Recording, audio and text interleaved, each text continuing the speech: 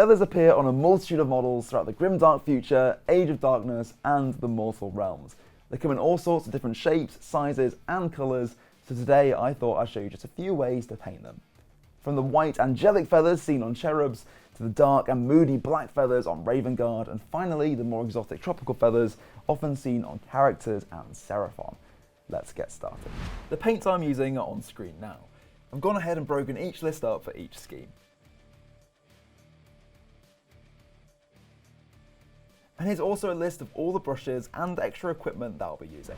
So first up, let's start with white feathers. It will come as no surprise that I'm starting this scheme with white scar spray, which will set us up perfectly. If you're painting a model that has been undercoated with a different spray, or maybe you're quite far through a painting project, you just have to base coat the wings with a white of your choice. Corex White is a great one for this sort of thing. With all that out of the way, the next step is to shade the feathers. There's a few different ways that you can go about doing this, as there are several great options in terms of paint. You could use Apothecary White, Soul Blight Grey, or my personal favourite, Nuln Oil. Now you may think Nuln Oil is way too dark for this sort of thing, and if I were to use it straight out the pot, it definitely would be. But by mixing in some Lahmian Medium in a 1:1 ratio, it'll make the paint more subtle on the flat surfaces while still applying a nice dark shade into the recesses. This is my personal favourite way to shade anything white, and that applies to these feathers too. With that dry, now it's time to apply a highlight. I'm using White Scar for this, but you've got a few options of how you go about using it. You could layer it over the raised areas, apply an edge highlight, or use dry brushing. I personally prefer to dry brush here. The textured surface of the feathers takes really well to it, and obviously it's much quicker and easier. I'm applying it gently all over, and in no time,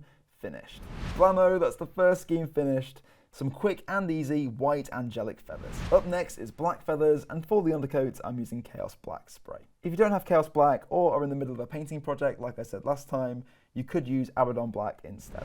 I'm applying Abaddon Black over the undercoat anyway because it will give me the option of tidying up any mistakes later, and plus painting black over black is quick and easy. So because we're painting black feathers, we're doing this a little differently to last time. Instead of applying a shade next, we're skipping straight to the dry brushing stage. First up is Dark Reaper, and I'm applying this quite heavily. With that done, you could leave it there or apply a second dry brush like me, this time much more gently using Thunderhawk Blue. With this one, I'm just painting the very sharpest points, looking to bring a bit more colour to the dark feathers. And there we are, with that done, we have some awesome black feathers. Feel free to leave them there if you'd like. But to finish this scheme off, I'm applying some Black Templar mixed with a small amount of Contrast Medium all over the feathers. Now this isn't to shade the feathers as the darkest points are still black, but this is instead going to tie all those different colours together, making them look a little more blended.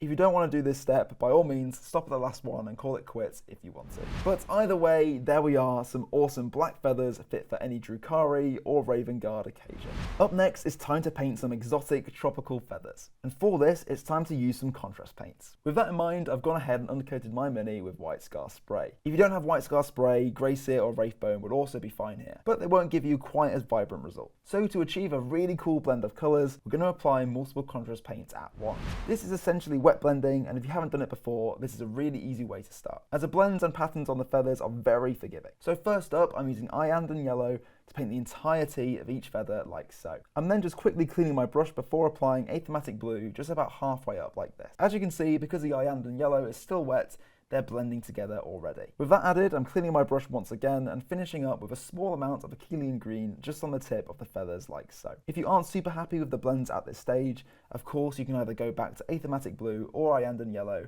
and try and make them a little smoother. But when that's completely dry, we're left with some awesome tropical feathers fit for any special character or pretty much any Seraphon model you can think of. It's worth mentioning too that you can obviously use any selection of colours for this. It's totally up to you which contrast paints you choose. And there we are, with that done, that brings us to the end of today's video. In this paint guide, we've gone through how to paint white, black, and tropical feathers in some quick and easy ways.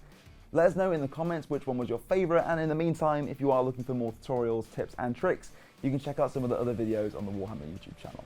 Or alternatively, you can head to a Warhammer store where our friendly staff are always happy to help. Thanks again for watching, see you next time, bye bye!